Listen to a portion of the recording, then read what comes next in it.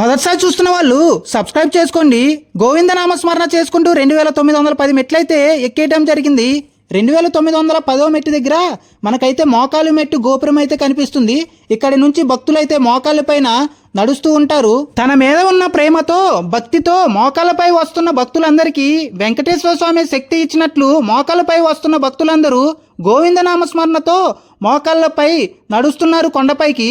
వెంకటేశ్వర స్వామిని మనసులో తలుచుకుంటూ గోవింద నామస్మరణ చేసుకుంటూ 3000 అలిపిరి మెట్లయితే ఎక్కేయడం జరిగింది.